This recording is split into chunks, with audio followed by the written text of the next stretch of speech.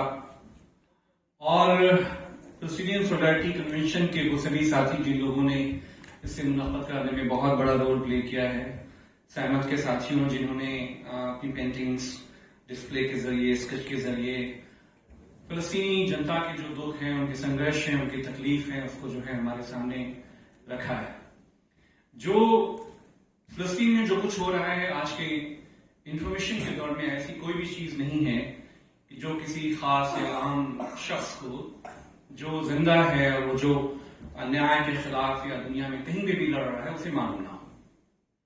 तो सवाल ये है कि आज हम जब सोचते हैं कि हिटलर के जमाने में क्या हुआ होगा जब यहूदियों के साथ गैस चैम्बर्स में उनको किस तरह की अजियतें, तकलीफें दी जा रही थी, किस तरह से उनको जो है मैसेकर करने का काम किया गया। आज के जमाने में हम देख सकते हैं कि फलस्तीनी जनता के साथ लाइव कैमरे में, ड्रोन्स के जरिए और वो सारे जो कम्युनिकेशन के मीडियम्स हैं उसके जरिए देखते हैं कि कैसे बच्चों के साथ, औरतों के साथ, उनके अस्पतालों को, उनके घरों को, उनके जो लोग हैं किस तरह से उनकी बॉम्बिंग्स होती हैं। और दुनिया के एक बड़े हिस्से में जहां पे उस पर कहे लगते हैं, दुनिया के एक बड़े हिस्से में आप जैसी, हम जैसी जो आवाम है, जो जिंदा आवाम है दुनिया में, वो सभी लोग उस अन्याय के खिलाफ फलस्तीन के जो तारीखी जो स्टैंड है दुनिया का, जो ह्यूमैनिटी पर सबसे ज्यादा बर्बरियत के खिलाफ अपना स्टैंड रखती है, हम सब ने हमेशा सॉलिडरिटी के साथ अपनी यकजहती को जो है हमने दर्शाया है। साथियों, सवाल ये है कि हमारा देश, भारत के लोग, भारत की सरकार कहीं भी जा रही हो, उसका जो भी रुख है, उसका जो कदम है, उसके जो फैसले हैं, उसे सब देख रहे हैं। लेकिन हमारा सिर्फ ये कहना है बहुत ही जिम्मेदारी के साथ, समाजवादी पार्टी के नेशनल प्रेसिडेंट जनाब अखिलेश यादव जी की तरफ से, जो उत्तर प्रदेश के मुख्यमंत्री भी रहे हैं और समाजवादी पार्टी के अध्यक्ष हैं, उन्होंने भी बहुत ही तारीखी तौर पे इस बात को पार्लियामेंट के अंदर, पार्लियामेंट के बाहर हमने अपना जो स्टैंड है वो क्लियर किया है कि जो भारत की जनता का स्टैंड है फलस्तीन के लोगों के साथ,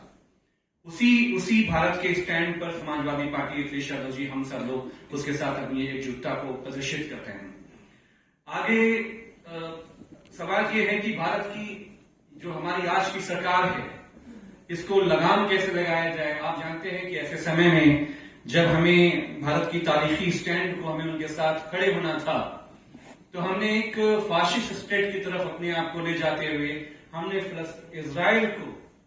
क्या क्या हमने हथियारों के जखीरे हमने उसको सप्लाई करने का काम किया। ये भारत के इतिहास में काले अक्षरों से लिखा जाएगा और ये बहुत भारतीयों के लिए, हम सब लोगों के लिए तकलीफ का विषय है। तो मेरी एक छोटी सी आखिरी 1-2 मिनट की जो बात है मैं क्या रखना चाहता हूँ। हमारे बीच में सिविल सोसाइटी के वो सभी बड़े हैं जिनके सामने हम सब लोग उनसे सीख कर बड़े हुए। हमारे सामने अजीज पाशा साहब हैं जिन्होंने यूपीए 1, यूपीए 2 में देश के सारे मेंबर ऑफ पार्लियामेंट को इकट्ठा किया था और सिविल सोसाइटी का एक ज्वाइंट ऐसा इनिशिएटिव था। उस वक्त शायद आप लोगों को याद हो, शबनम आपा का तो बहुत कंट्रीब्यूशन रहा है कि जितने भी निर्दोष मुस्लिम नौजवान जेलों में डाले जाते थे, 10 साल बाद, 15 साल बाद वो बेकसूर होकर छूटते थे। उन लड़ाइयों में हम सब ने नजदीक से जो देखा लड़ते हुए कि अजीज पाशा साहब ने एक ऐसा एमपी का ग्रुप जो पूरे, जिसमें लेफ्ट के लोग थे, सोशलिस्ट पार्टियां थी, सब लोगों ने मिलकर भारत के प्रधानमंत्री मनमोहन सिंह जी को उस जमाने में, अजीज पाशा साहब अगर मैं सही हूं तो उनको घेरने का काम किया गया था। और उस सवाल पे भारत की संसद में special session 52 member of parliaments का इनिशिएटिव था जो सिविल सोसाइटीज के साथ वो लोग मिलकर इस पे काम करते थे। तो उन सवालों पर प्रधानमंत्री जी को तत्कालीन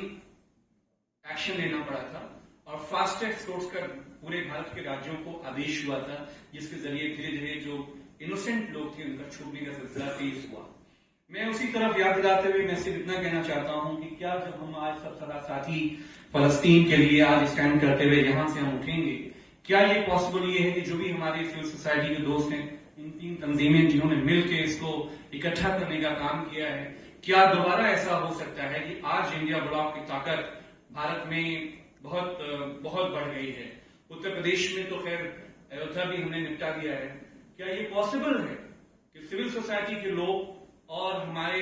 अजीज पाशा साहब एक ऐसा ग्रुप, हमारे एमपीज और भी यहाँ बैठे हुए हैं मंच पे, हम लोग मिलकर कोई एक ऐसा मंच तैयार करें कि जो देश की सभी इंडिया ब्लॉक की पार्टीज के मुखिया से मिले। हमारे यहां भी हम लोग इस बात को पहुंचाएंगे माननीय श्री यादव जी को कि इस सवाल पे सारे लोग इकट्ठा हों और भारत के प्रधानमंत्री को इंडिया ब्लॉक, जब इंडिया ब्लॉक भारत के हर विषय पे अपना स्टैंड क्लियर कर रहा है, इंडिया ब्लॉक हर विषय पर अपनी बात को भारत की संसद में ले रहा है, तो ये जो विषय है फलस्तीन का विषय कोई मुसलमानों का विषय तो नहीं है ना, ये भारत के लोगों का विषय है। तो क्या ये पॉसिबल है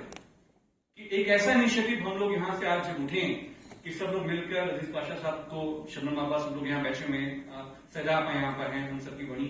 कि हम ये फैसला लेके उठे कि हम कोई ऐसा एक ज्वाइंट एक इनिशिएटिव लेकर पहले फेज में सारी पार्टियों को हम बातचीत करें, उसके बाद उन पार्टियों को फोर्स करें, इल्तिजा करें कि वो भारत की संसद में प्रधानमंत्री को घेरने का काम करें, प्रधानमंत्री से मिलने का बात करें। और हमें मालूम है कि अगर इंडिया ब्लॉक के लोग खड़े हो जाएंगे, प्रधानमंत्री को समय देना पड़ेगा और उनसे भी बात कही जाए कि फलस्तीनियों के साथ जो हमारी एकजुटता है, जो अपनी गलती यूनाइटेड नेशंस में करी उसको सुधारते हुए फलस्तीनियों के साथ आप खड़े होइए, और जो हथियार के जखीरे, बम बारूद आप इजराइल को भेजने का काम कर रहे हैं, उसको इमीडिएट बंद करें। समाजवादी पार्टी की तरफ से, तेजी की तरफ से हमारी एकजुटताएं फलस्तीन के लोगों के साथ है, और हम एम्बेसडर अदनान साहब को सिर्फ इतना कहना चाहते हैं कि भारत के लोग फलस्तीन के साथ खड़े हैं।